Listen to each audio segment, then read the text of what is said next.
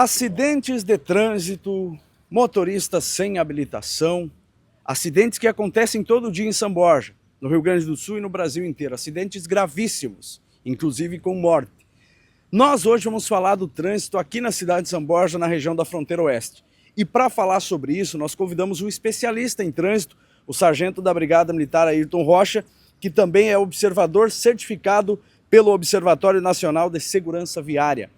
Nós vamos falar sobre vários assuntos, dentre eles os acidentes de trânsito em São Borja, as mudanças na via que, segundo algumas pessoas, têm causado acidente também. Para falar sobre isso, nós escolhemos um local bastante movimentado, que é a rótula do Parcão. Sargento Ayrton está aqui e vai conversar conosco sobre as questões do trânsito aqui na cidade. Bom dia, Ayrton. Bom dia, Resmini, bom dia aos espectadores do SB News. É uma satisfação, mais uma vez, poder estar trazendo informações relacionadas ao nosso trânsito, que ultimamente tem sido destaque, meio que diariamente, e principalmente nas redes sociais.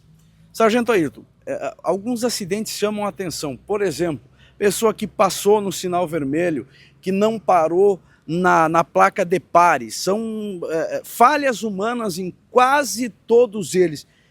Por que de tudo isso, sargento? É desatenção? O que está acontecendo com nossos condutores?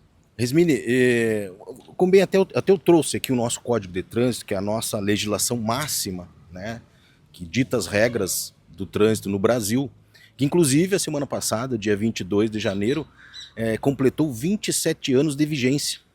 E, infelizmente, nesses 27 anos nós temos ainda muitas pessoas que não têm o conhecimento ou não aplicam, têm o conhecimento e não aplicam o que deveriam aplicar, relacionados à segurança no trânsito.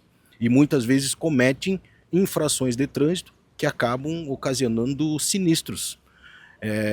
Convém a gente estar sempre lembrando, no Brasil ainda temos mais de 30 mil mortes por ano, só em acidentes de trânsito. Então é muita irregularidade que são cometidas por nós, seres humanos, que dão causas a esses sinistros. Que a gente falou, vamos nos relatar aqui no perímetro urbano. Nós temos visto, acompanhado, você fala a nível geral que mais de 90% são causas humanas, mas tenho certeza que poderíamos dizer que 99% das causas são causas humanas. O que justificaria um condutor que passa por um curso de formação de condutores, com legislação, aulas teóricas, aulas práticas, recebe um documento de habilitação, dando amplos poderes para ele conduzir, mas dentro das regras que são ditadas pelo nosso Código de Trânsito. E aí ele simplesmente, por descuido, falta de atenção, ele não visualiza ou não obedece uma placa que diz ali, pare, que ele no curso aprendeu que é uma parada obrigatória. Vamos falar sobre a Barão do Rio Branco, que nós temos acompanhado alguns sinistros lá. Claro que uma via que por muitos anos ela teve um sentido de fluxo, uma sinalização, mas só que era de paralelepípedo. Quando ela passou a receber uma camada asfáltica, se tornando mais plana, o que acontece? Nós podemos avaliar 3 fatores do porquê que aumenta o número de sinistro nesta via, principalmente. Primeiro, aumentou o número de veículos circulando por ela, no mínimo em 30%. Muitas pessoas que não usavam a Barão do Rio Branco passaram a usá-la. Quando se tem uma via plana, que antes era paralelepípedo, as pessoas acabam naturalmente colocando uma maior velocidade no seu veículo. Quando é irregular, anda mais devagar. Quando é plano, acelera um pouco mais. E na maioria das vezes ultrapassando o limite de velocidade que naquela via é de 40 km por hora. E aí o terceiro fator é simplesmente que as pessoas chegam no cruzamento, na maioria deles tem 2 placas de pare, tem um pare pintado no chão e elas não param. E aí a gente observa, infelizmente, que algumas pessoas querem transferir esta responsabilidade, que é exclusivamente do condutor, para o poder público, dizendo que a causa do sinistro foi pela alteração do sentido da via ou alteração da sinalização. Nós não podemos fazer essa transferência, querer fazer essa transferência. A responsabilidade é exclusivamente do condutor. Ele que está de posse do veículo. Foi ele que não observou a sinalização de trânsito. Se tem uma placa de pare, eu tenho que parar. A gente entende que hoje na correria do dia a dia, a maioria das pessoas elas estão no trânsito com a atenção voltada a outras coisas, com seus problemas particulares, e acabam não tendo a devida atenção para aquilo que deveria ter, que é o trânsito. Quando tu está no trânsito, tem que estar 100% focado naquilo que a gente está fazendo. Podemos citar várias outras causas, por exemplo, o uso do celular. O uso do celular hoje é comprovado que é a terceira maior causa de sinistro de trânsito no mundo. Ele aumenta em 400% o risco de tu sofrer um acidente quando tu está manuseando um celular enquanto está dirigindo. Quando é 2 segundos que tu olhe para a tela do equipamento, é 2 segundos que tu está cego para aquilo que está ocorrendo ao redor no trânsito. E o teu veículo está em movimento. Outra questão que nós temos que salientar é que nós temos 2 fatores importantes, que é, primeiro, nós temos o nosso tempo de reação. Quando a gente observa um obstáculo, nós temos, mesmo que seja uma fração de segundo, um tempo até nós termos uma reação. Vamos dar o exemplo que eu enxerguei o obstáculo e aí meu cérebro processa e dá o comando para que use o freio. É uma fração de segundo, quase que instantâneo, só que nesse tempo o teu veículo está em deslocamento. Então, tu já percorreu alguns metros até tu ter a reação de frear. E de acordo com a velocidade desse veículo, aí nós entramos na questão da lei da física, peso do veículo, velocidade, o veículo não vai parar instantaneamente. Eu vou acionar o freio, esse veículo vai se arrastar alguns metros até ele parar totalmente, de acordo com a velocidade. Por isso a importância de reduzir a velocidade. E as pessoas, uma via que é de 40, às vezes tu não tem como comprovar, porque isso aí teria que ter um equipamento eletrônico para fazer essa comprovação, mas visivelmente tu vê que ela está acima daquele limite, 60, 80. Vamos dar um exemplo aqui na Venâncio Aires ou aqui na Júlio Trois, que são vias que permitem o máximo 50, nós temos situações que tu observa nitidamente que as pessoas estão andando a 80 km por hora. E aí, o que nós vamos usar essa pessoa se envolver num acidente, o que ela vai usar como justificativa? Foi uma imprudência. Ela ultrapassou o limite da via, que o limite era 50. Ela não vai ter todo aquele tempo que ela deveria ter para evitar um sinistro. Muitas vezes, tu andando a 50, tu consegue evitar. Tu andando a 80, tu não vai conseguir evitar. Então, isso seria algum dos fatores que a gente tem observado. Essa questão do número de sinistros, até eu fiz um levantamento estatísticos para as pessoas. A gente observa principalmente nas redes sociais as pessoas comentando que o trânsito de São Borja é um caos, que aumentou muito o número de sinistros. Realmente, se a gente for acompanhar hoje pelas redes sociais, pelos noticiários, hoje todo sinistro, todo acontecimento na cidade, ele tem ampla divulgação, ampla notoriedade, coisa que há alguns anos não se tinha. Então, hoje representa muitas vezes que esse número aumentou muito. E eu vou trazer números aqui para a população ter esse conhecimento. Vamos dar o exemplo de 10 anos atrás. 2014, São Borja tinha uma frota de 30.788 veículos registrados. Isso em 2014. 2024, nós temos uma frota registrada de 41.800 veículos registrados. Teve um aumento de 36% no número de veículos. Em 10 anos. E continua aumentando anualmente essa frota. Uma cidade com 340 anos ou mais, uma cidade que não foi projetada, com vias estreitas, estacionamentos dos 2 lados. O condutor é que tem que redobrar os cuidados. O poder público não tem como alargar uma rua. Por que é tomada, às vezes, umas decisões de mudar o sentido, tornar uma via de sentido único? Porque se trata de um plano de mobilidade urbana.